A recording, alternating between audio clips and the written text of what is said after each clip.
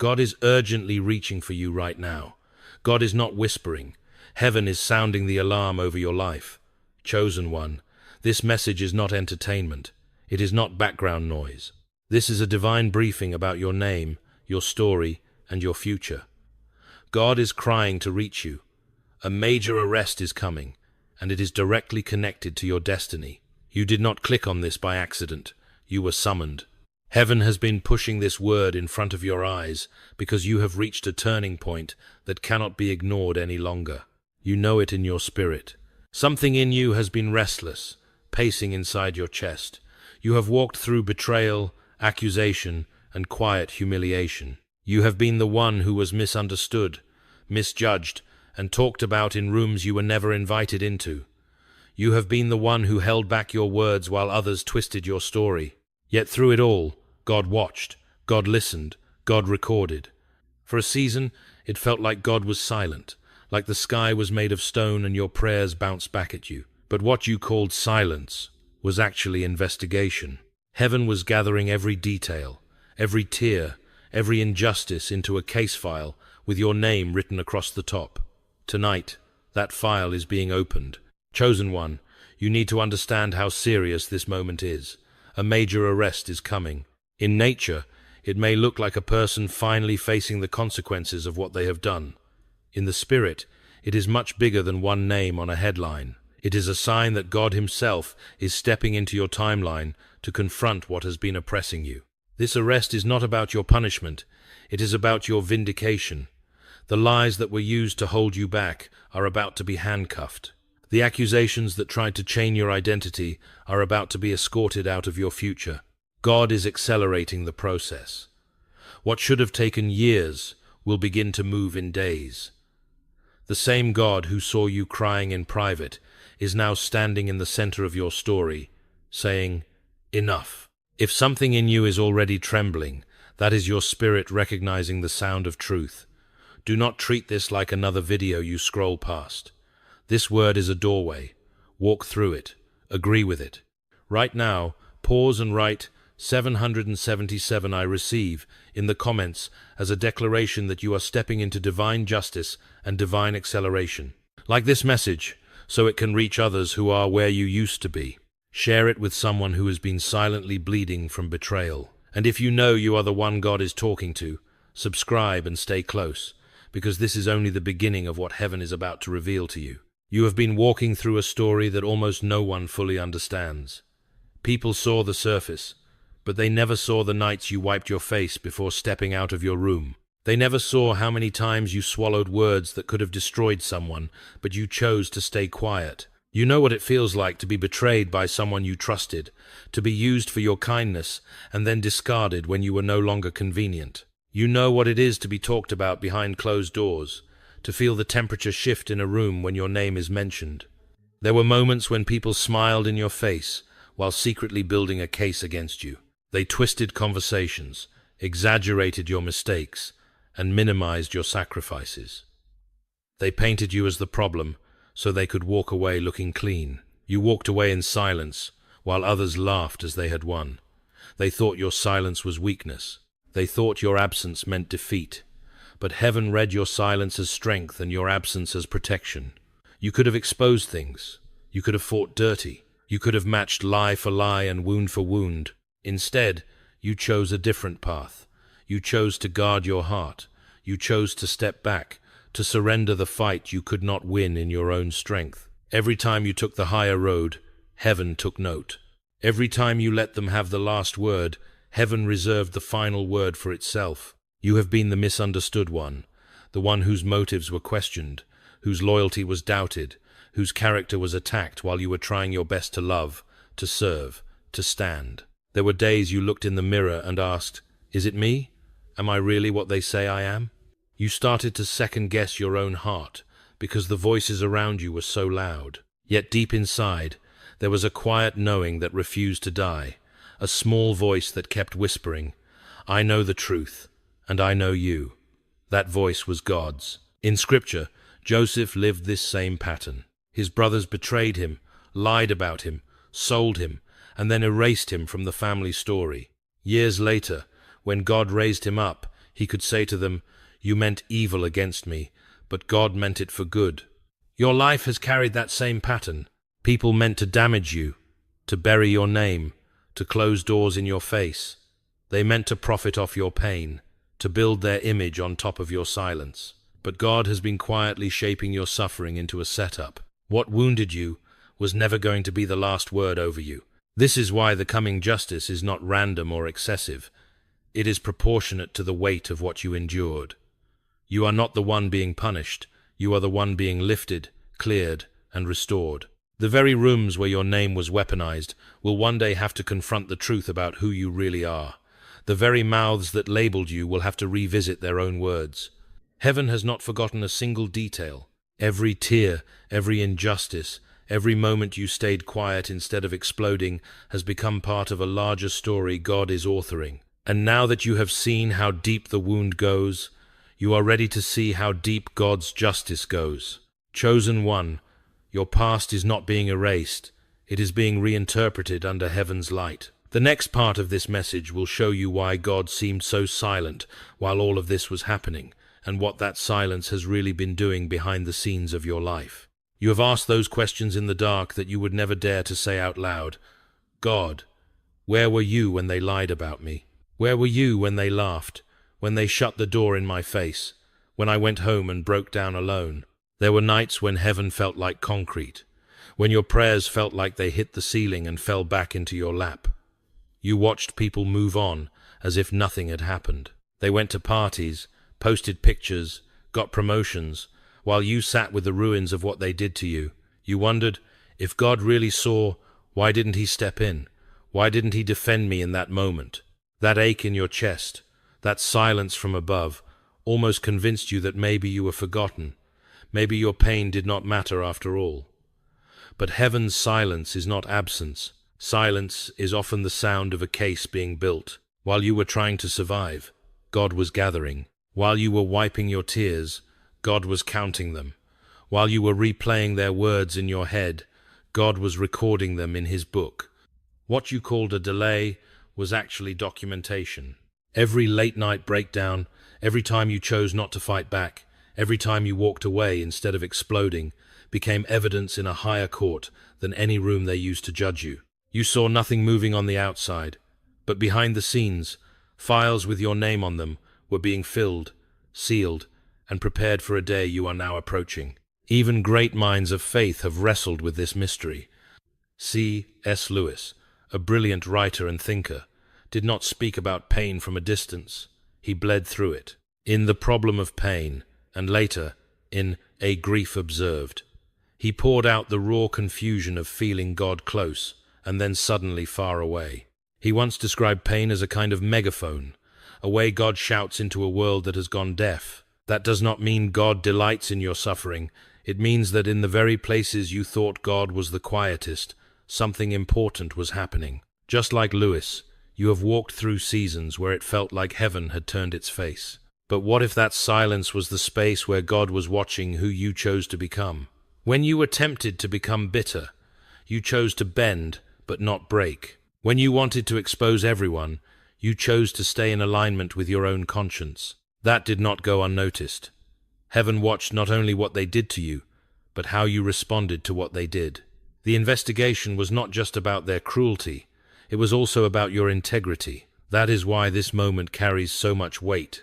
A case has been built not only against the injustice, but in favor of your character. When the prophet Amos cried, "Let justice roll down like waters," he was speaking of a justice that does not drip, it floods. For a flood to come, waters must be gathering somewhere unseen. In the same way, the justice you have been praying for has been accumulating in a hidden place. Now the pressure is reaching a breaking point. This is where you stand now. Heaven is not scrambling or reacting. Heaven is executing what has already been carefully prepared. The file with your name on it is not empty. It is thick with pages of moments you thought no one saw. Every time you forgave in secret, every time you broke but did not turn your back on God, every time you whispered, "Help me hold on," those prayers became ink on those pages. What you perceived as God doing nothing was God letting the story run long enough that no one would be able to deny the truth when it surfaced. The longer they thought they were getting away with it, the clearer the pattern became. The more they repeated the same behavior, the stronger the evidence against them grew. Now the seal is cracking. You can feel it. That strange tension in the atmosphere around your life, that sense that something is about to give way, is not your imagination. It is the sound of a spiritual file being opened and read aloud. You are not standing under a closed heaven. You are standing in a courtroom where the verdict is about to be announced. You need to know this before the next part unfolds. God was never ignoring you. God was building a record so complete, so precise, that when justice moves, it will not be questioned. And in that record, you are not listed as the guilty party. You are listed as the one who endured. You are listed as the one who stayed. You are listed as the one who did not let darkness rewrite who you are. Chosen one, the investigation is over. The evidence has been weighed. In the next moment of this message, you will understand why a major arrest is being written into the script of your destiny, and why heaven could not stay silent any longer. There is a line that heaven has been drawing in silence, and you are standing right on it. The investigation is complete. The evidence has been weighed, and now the judge is not just seated, he is speaking. A major arrest is coming. This is not a poetic exaggeration. It is a spiritual reality that will manifest in visible ways. In nature, it may look like a real person finally being confronted, questioned, exposed, or even handcuffed. In the spirit, it is much bigger than a name on a report. It is the moment heaven says, "This far and no further." It is the moment the power structures that fed off your pain are called to account. The same system that ignored your cries is about to knock on the doors of those who caused them. The same laws they twisted to protect themselves will start tightening around the lies they built. They planned in secret, assuming no one would ever connect the dots. But heaven has been connecting those dots one by one, and now the pattern is undeniable. This arrest is not your downfall, it is your vindication. God is not moving to prove you wrong, but to prove that you were telling the truth all along. They laughed when you walked away. They joked about how easy it was to erase you from the room, from the story, from the narrative they controlled. They thought your exit was the end of your influence. What they did not see was that your exit was the beginning of God's entrance. When you stepped back, heaven stepped in. Now the story is circling back, but this time with a different script. The laughter that once echoed behind your back has turned into a silence filled with dread, because somewhere deep down, they can feel it too. The knock is getting closer. Their hearts are restless. Their peace is thin. The floor they paced on with arrogance has become a stage they will stand on with shaking legs. They thought power would protect them, that connections, titles, money, or influence could shield them from consequence. But there is a court higher than any human system, and that court has already ruled. This is not a call for you to seek revenge. This is not a license to gloat, to spread gossip, or to weaponize what is coming. God does not need your rage to complete his justice. God is not asking you to chase headlines, only to recognize the signs when they appear. When you hear the news, when you see a name appear that you never thought would be questioned, when you watch a system begin to unravel, remember this moment. Remember that heaven told you beforehand, so you would not be shaken by the noise, but anchored by the truth. This is divine correction, not human chaos.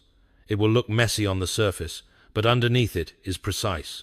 Every hidden deal, every secret conversation, every false narrative has been weighed. Nothing is random. And you are not collateral damage in this process. You are the reason this process began. Chosen one, God is not punishing you. He is clearing your name and reclaiming your future. The arrest is a sign that what tried to arrest your destiny is now being arrested itself. What tried to lock you in a story of shame is being locked out of your next chapter. This is why heaven could not stay silent any longer. The moment has come where truth must step out of the shadows and stand in the light. In the next part of this message, you will see how heaven has already been preparing you through signs, dreams, and strange alignments, so that when this breaking point arrives, you will not crumble, you will stand. Lately, your life has not felt normal, and that is not an accident. You have noticed patterns that you tried to brush off, but they keep returning like waves that refuse to recede. You wake up at specific hours in the night, your heart racing for no clear reason. You have dreams that feel too vivid to be random, scenes that leave your chest heavy and your mind replaying them for days. Certain numbers keep appearing on clocks, receipts, screens, as if time itself is trying to underline something. Songs repeat the same word or phrase just when your thoughts wander to a particular person or situation. Your phone lights up at strange moments with messages that hit exactly where your heart is most raw. Sometimes you feel an urge to step outside, to pause, to breathe, right before something shifts in the atmosphere around you. You have tried to explain it away as anxiety, overthinking, or coincidence. But deep down, you know it is more than that. Your spirit recognizes a language your mind has not fully learned yet. These are not harmless quirks, they are signals. Heaven is not playing with your emotions. Heaven is warning, preparing, and aligning. You have reached a point where ignoring these signs is no longer safe for your destiny. This is how God often moves before a major breaking point. Before truth collides with the lies that have been built around your name, God starts to tune your inner life to His frequency. The unease you feel is not madness. It is holy discomfort. It is God refusing to let you get comfortable in a place that is about to shake. The repeated dreams are not just your subconscious. They are previews, spiritual trailers of what is coming, so that when reality catches up, you are not blindsided. The numbers, the timings, the random encounters are timestamps on a divine countdown. Every chill that runs through your body when a certain topic is mentioned, every moment when the room feels heavier for no logical reason, is heaven highlighting, circling, underlining what matters. This is serious. You are not just emotionally sensitive, you are being spiritually alerted. When a building is about to be demolished, sirens sound and people are cleared from the area. In the same way, these signs have been God's sirens, pulling you away from people, places, and patterns that cannot go with you into what is next. Do not dismiss what your spirit has been trying to tell you. Do not call crazy what heaven calls clarity. Chosen one, the seriousness of this moment is reflected in the intensity of these signals. They have been increasing because the moment of impact is getting closer. The countdown has not been theoretical. It has been real, and it is almost at zero. In the next part of this message, you will see what happens when that countdown ends, when justice that has been gathering in silence finally breaks into the open, and the reversal you have felt coming in your bones begins to unfold in front of your eyes. When a countdown hits zero, something has to break, and heaven has decided it will not be you. What is about to crack is the structure that was built against you. This is the hour of divine reversal. The very direction your story has been pulled in is about to flip. The hands that pointed at you with confidence will begin to shake. The mouths that mocked you so easily will stumble over your name. The rooms that once agreed you were the problem will have to face the fact that they were protecting the real problem. This is not a small private correction. This is a public unveiling. The ground that absorbed your tears is about to host your honor. The places where you were ignored, dismissed, and quietly pushed aside will be the very places that hear your name spoken with respect. People who once turned their backs will turn their heads. They will re-watch old conversations in their minds and realize you were telling the truth the entire time. The city that once acted like you did not exist will suddenly remember you. Systems that did not answer your calls will send for you. This is not because you have become more important to them, but because the truth they tried to suppress has become impossible to ignore. Heaven is not just clearing a misunderstanding. Heaven is overturning a verdict. You will not only be declared not guilty, you will be revealed as essential. The story they wrote about you behind your back is about to be torn up in front of their eyes. What was whispered in secret will be shouted in public, not to shame you, but to set you free. The same evidence they thought would bury you has been refiled as evidence against the lies. This is why the seriousness of this moment cannot be overstated. Lives, reputations, and legacies are tied to the truth that is about to surface. The arrest that is coming is not a dramatic plot twist. It is the logical conclusion of everything heaven has been documenting. It will shock those who believed the mask, but it will not shock your spirit, because your spirit has been hearing the footsteps of justice for a long time. When the news breaks, it will feel surreal. You may see a headline, a message, or a phone call, and for a moment, your mind will go blank. Breathe. This is what reversal feels like. This is what it looks like when the weight that has been pressing on your chest starts to lift. You are not watching random chaos. You are watching God enforce a verdict that has already been written. Chosen one, you are not just being vindicated, you are being repositioned. The humiliation you endured is becoming fertilizer for the honor that is coming. The story is not circling back to where it was. It is turning in a new direction where truth stands beside you, not behind you. In the next part of this message, you will see why your attitude in this moment matters so much, and how your response to this reversal will determine how high God can safely lift you in the season that is now opening over your life. The way you respond in this hour is not a small detail. It is a test of whether your heart can carry what God is about to place in your hands. Justice is coming, but if you let bitterness sit on the throne of your heart, you will sabotage the very blessing you have been praying for. When the news breaks, when a name is exposed, when a system starts to collapse, everything in your flesh will want to celebrate their fall the way they celebrated your pain. You will feel the rush of, finally, the temptation to send screenshots, to say, "See, I told you," to replay every moment where they mocked you and try to make them feel what you felt. But heaven did not fight for you so you could become a mirror of the people who hurt you. God did not gather evidence, overturn verdicts, and orchestrate divine reversal just so your heart could be ruled by revenge. This is serious. Your reaction is not just an emotional outburst, it is spiritual data. It reveals whether you are ready to steward honor without becoming arrogant, whether you can hold vindication without becoming cruel. Jesus spoke of those who are pure in heart, seeing God. Purity in this moment does not mean pretending you are not hurt. It means refusing to let your wound define your character. You can acknowledge the pain without letting it poison your response. When you hear the knock of justice on their door, heaven is watching your posture as closely as it watched their actions. You do not have to defend yourself anymore. Truth is doing that for you now. Your role is to stay clean, to stay low, to stay aligned. When the message comes, when the headline appears, pause, breathe in and out. Say, "Thank you, God, for seeing me," and let that be louder than, "Look at what happened to them." Do not run to every person who doubted you, demanding apologies. Do not weaponize the story to build your own empire of pride. Let God be the one who deals with their hearts, just as He has been gently dealing with yours. This is the difference between human revenge and divine correction. Revenge wants to destroy, divine correction wants to expose, realign, and warn.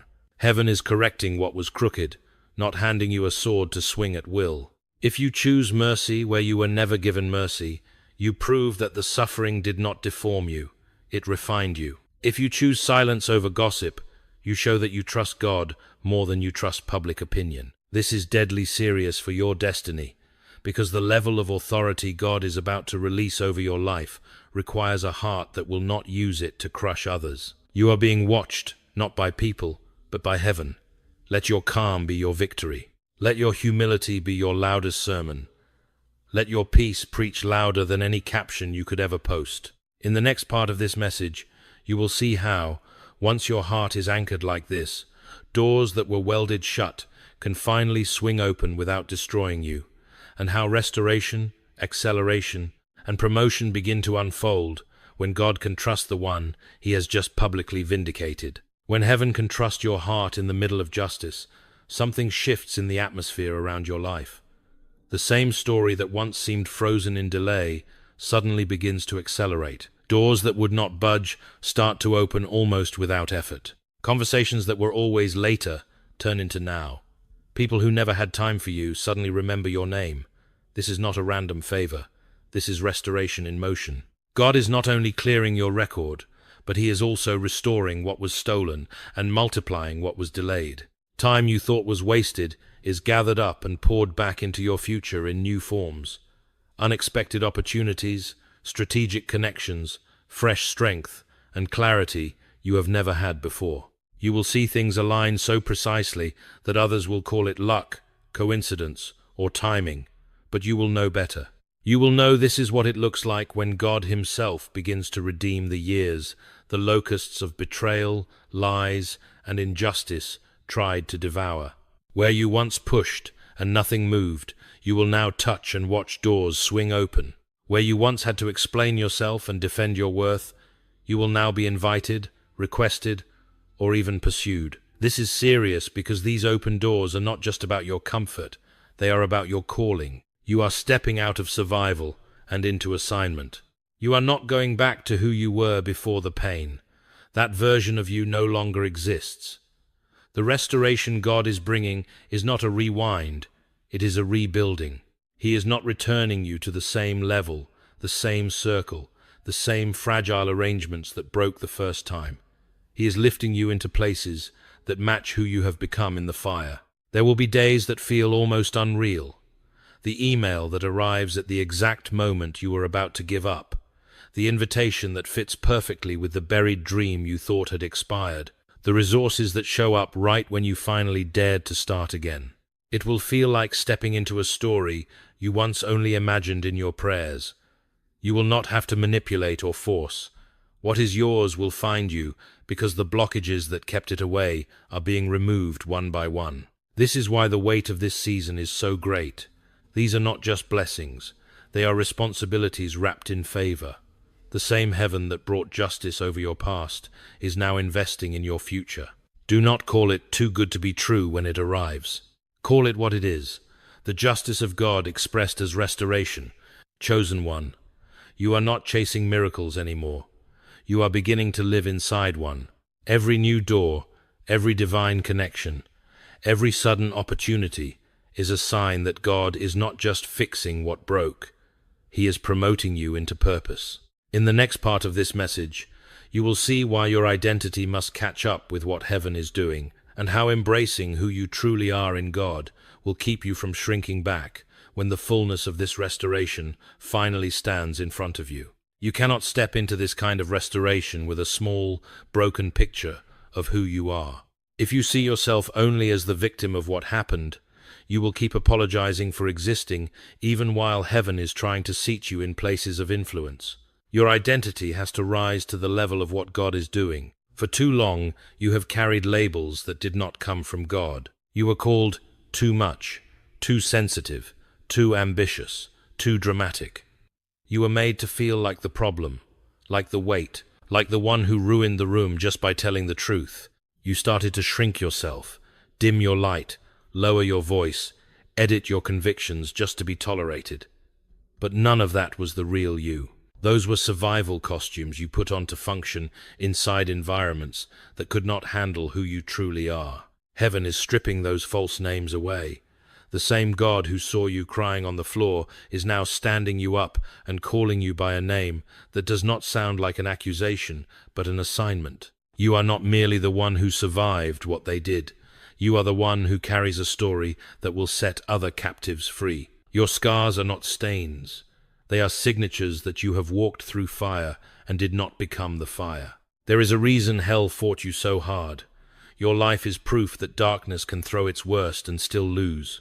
That is dangerous to the kingdom of lies and precious to the kingdom of God. There will be a temptation in this season to downplay what God has done, to act like it was not that bad, to comfort the very people who once took comfort in your silence. Do not confuse humility with self-erasure.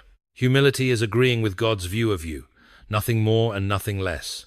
If God calls you restored, stop calling yourself ruined. If God calls you needed, stop calling yourself extra. If God calls you an answer, stop rehearsing the times you were treated like a problem. Chosen one, you are not standing on the edge of destruction. You are standing at the door of revelation. God is revealing you to you. You are seeing, maybe for the first time, the strength it took to not become bitter, the courage it took to walk away, the faith it took to keep praying when everything in you wanted to shut down. This is not ego, this is clarity. David did not defeat Goliath by pretending he was still just a forgotten shepherd boy. He stepped onto the battlefield, knowing that the same God who was with him in the field was with him in front of the giant. In the same way, the God who was with you in the hidden places is with you now as he brings you into visible spaces. You are not being pushed into the spotlight to be consumed. You are being positioned so that your story can become a light for others, stumbling in the same dark you once walked through. This is deadly serious for your destiny. If you shrink back now, you will not just be hiding yourself. You will be hiding the evidence heaven intends to use to heal others. God did not pour this much justice, this much restoration, this much mercy into your life for it to stop with you. You are being commissioned. Your vindication is not just for your comfort, it is your calling card. When people look at you and ask, "How did you make it through that?" your very existence will preach, because God did not let the story end there. In the next and final part of this message, you will be invited to seal this word over your life, to agree out loud with what heaven has already decided, and to step fully into the peace, purpose, and holy confidence that come when you finally stop arguing with who God says you are. This is the moment where everything you have heard has to move from your